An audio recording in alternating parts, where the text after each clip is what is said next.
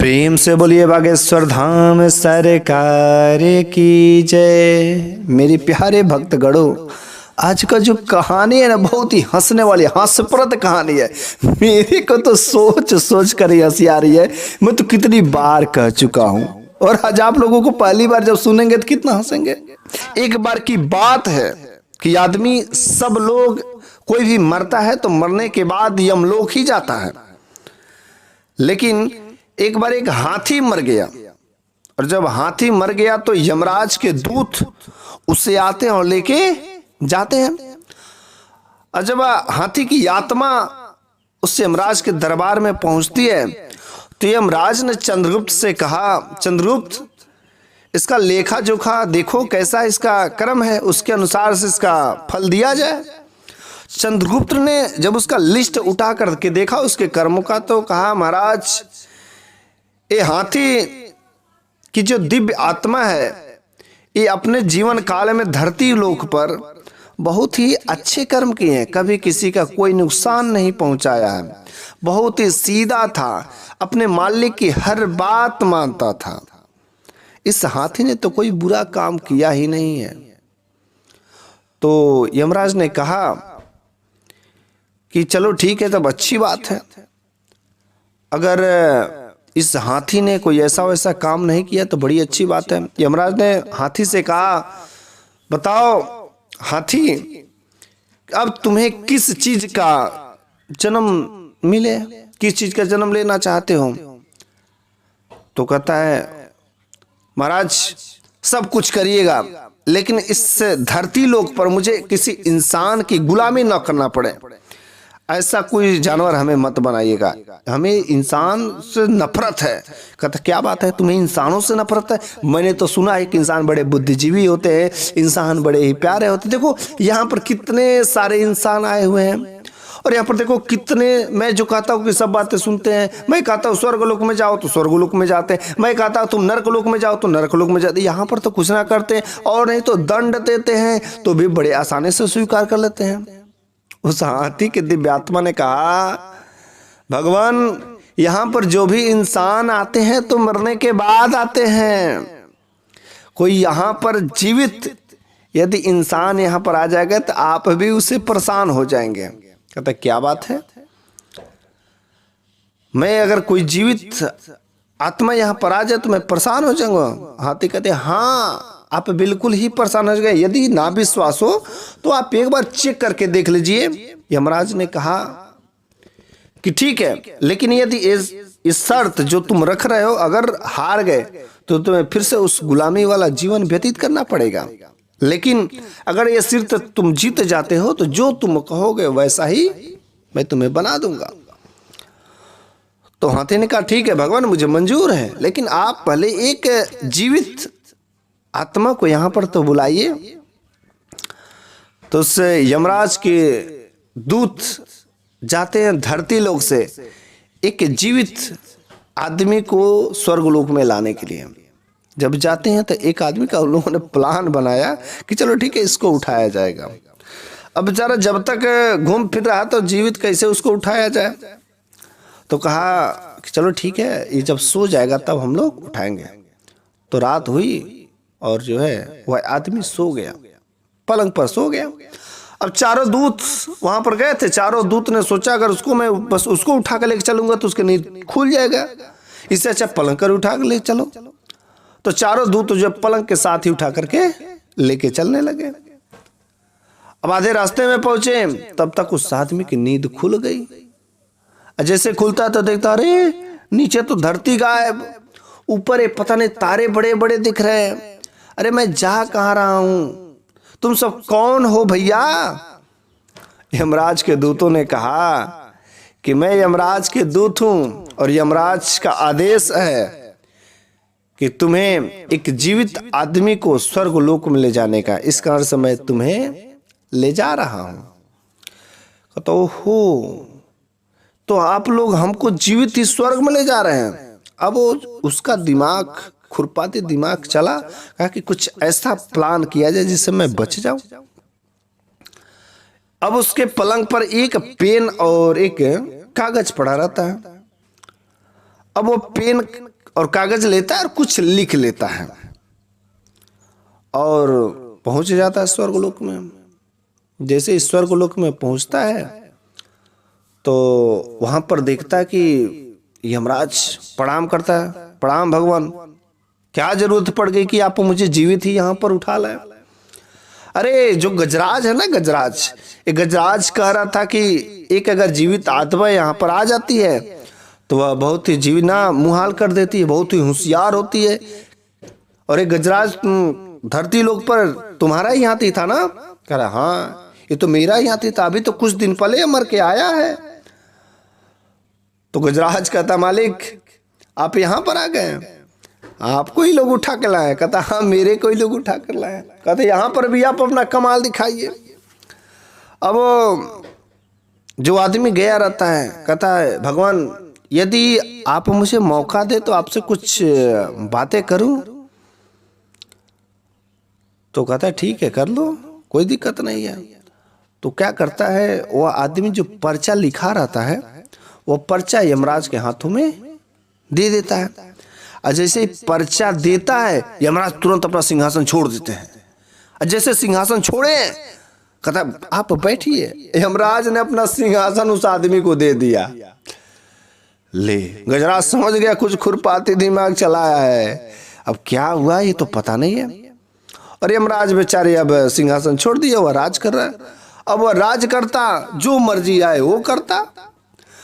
उसने कहा कि देखो मैं तो गलत काम किया हूं, लेकिन जिस दिन हमारी पोल खुल जाएगी उस दिन बहुत गड़बड़ काम हो जाएगा। उससे पहले कुछ ऐसा अच्छे कर्म करो।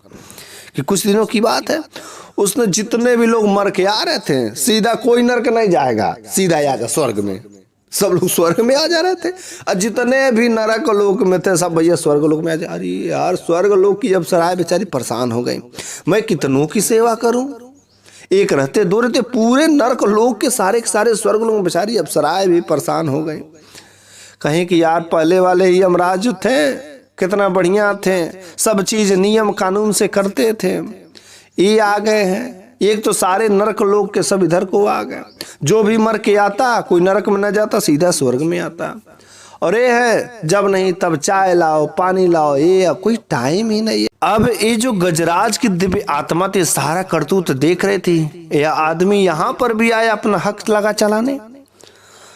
तो वह गजराज की जो दिव्यात्मा थी सिंहासन के पास गई और कहा देखो मालिक, धरती लोक पर था मालिक थे मेरे और यहाँ पर आ गए सिंहासन पर बैठ गए, अब तो भगवान के हकदार हो गए। तो कहा भगवान आपने आखिर यमराज के साथ क्या किया कि वो अपना सिंहासन छोड़ दिए? तो कहा ना ना ना ये सब चीजें मैं तुम्हें नहीं बताऊंगा। तो कहा देखो बता दीजिए, मैं वैसे कितनी आपका सेवा की हूँ, आपने जो कहा है सब कुछ किया, और मैं आपसे एक छोटी सी चीज पूछ रहा हूँ तो आप नहीं बता रहे हैं। तो वो जो आदमी बैठा था कहता ठीक है मैं बताऊंगा, लेकिन किसी को बताना नहीं, किसी को नहीं, बिल्कुल नहीं बताना। तो कहता नहीं मैं बताऊंगा, बिल्कुल ही नहीं बताऊंगा। कहता जानते हो क्या किए हैं? कुछ किए नहीं। जब ये लोग यमराज के दूत ला रहे थे तो मेरे पास एक कलम था और एक कागज था, मैंने क्या किया तो उस पर लिख दिया कि धरती लोक से एक आदमी सीधा स्वर्ग लोक जा रहा है और तुम अपना सिंहासन छोड़ देना और इस आदमी को दे देना। और नीचे में भगवान विष्णु का सिग्नेचर कर दिया था और वही पर्चा हमने इनको दे दिया। अब बस वो समझे कि भगवान विष्णु का आदेश है, तुरंत छोड़ दिया। कहते अरे महाराज आप तो बहुत ही चतुर निकले, यहाँ पर भी आकर के अपना दिखा दिए। अब कहा कि अब देखो किसी से कहना नहीं। कहता नहीं बिल्कुल ही नहीं कहूँगा, लेकिन मेरे को धरती लोक पर जाएंगे तब मुझे कोई वैसा काम मत कहिएगा, शांति से काम करवाइएगा। कहता ठीक है, लेकिन तुम किसी से कहना नहीं। कहता ठीक है नहीं कहूँगा।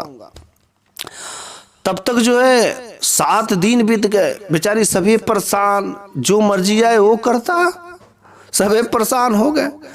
तब तक ये जो खबर जो है धीरे धीरे पालनहारी भगवान विष्णु के पास चला गया। जैसे ही बेचारे उनके पास पहुंचे भगवान विष्णु भगे भगे आए। अरे देखो यमराज की हालत क्या हो गई। जैसे आते थे देखते थे दरवाजे पर यमराज बेचारे बैठे हुए हैं।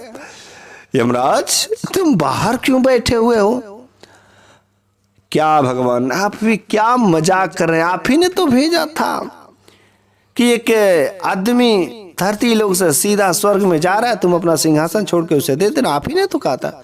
क्या करे, ये मैं कहा था? हाँ हाँ, धरती लोक से एक आदमी आप ही ने तो भेजा था। क्या बात कर रहे हो? अरे वो आदमी झूठा है। तुमने जिस इंसान को तुमने बुलाया, क्या एक जीवित आत्मा को तुमने बुला लिया? हाँ भगवान, मैंने बुलाया है। बस एक जीवित शरीर जब यहाँ पर आएगी तभी। अब भगवान विष्णु को बहुत अधिक गुस्सा आ जाता है और चलते हैं भगवान विष्णु और यमराज दोनों लोग उसको डांटने लगते हैं। जैसे ही भगवान विष्णु का यमलोक में अंदर ही एक कदम पड़ता है, वो इंसान देखता, ओहो ये तो पालनहारी आ गए। तुरंत अपना सिंहासन छोड़ के भागे भागे जाता है, भगवान विष्णु के चरणों में गिर जाता है। कहता है, भगवान मैं आप ही का राह देख रहा था। मैं कितने दिनों से आपका इंतजार कर रहा था कि भगवान आप आ जाए, मेरे भाग्य खुल जाए, मैं धन्य हो जाऊं। आपके दर्शन मिल गए, मैं धन्य हो गया।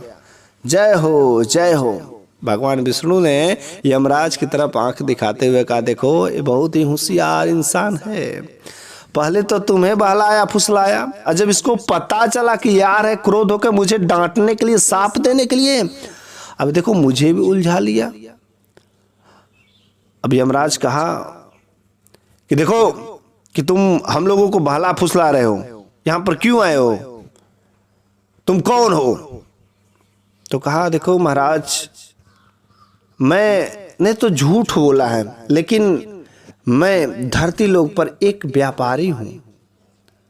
भगवान विष्णु ने कहा, देखो व्यापारी बहुत ही होशियार होते हैं।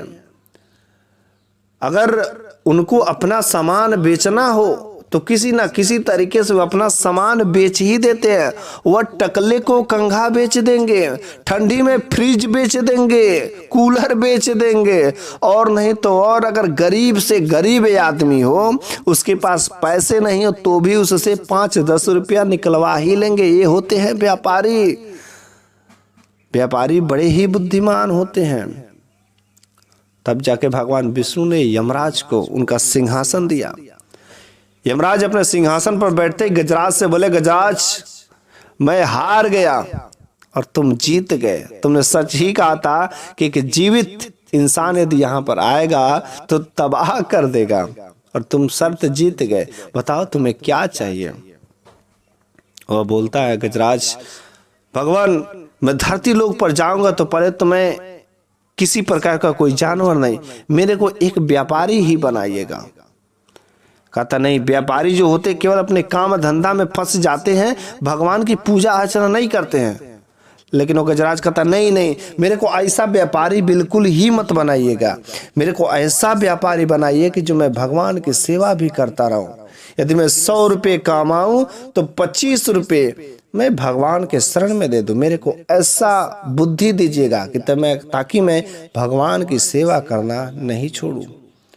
तो जो भी व्यापारी होते हैं, यदि वे लोग अपना 10% यदि भगवान के शरणों में लगा देते हैं तो उनका व्यापार हमेशा बढ़ता रहता है। व्यापारी बहुत ही बुद्धिमान होते हैं। इस वजह से हमें भी, हम जितना कमाते हैं, कुछ ना कुछ भगवान के शरणों में दान जरूर करना चाहिए। इससे हम लोगों का जो कर्म जो अच्छे होते जाते हैं और हमें पुण्य आत्मा की प्राप्ति होती है, अच्छे कर्मों की प्राप्ति होती है, और जाने के बाद भी हमारे परिणाम जो अच्छे रह जाते हैं। लोग हमेशा के लिए नाम लेंगे। हमें भगवान के शरण में हमेशा रहना चाहिए। जय जय राम, जय सिया राम, जय हो बागेश्वर धाम सरकार।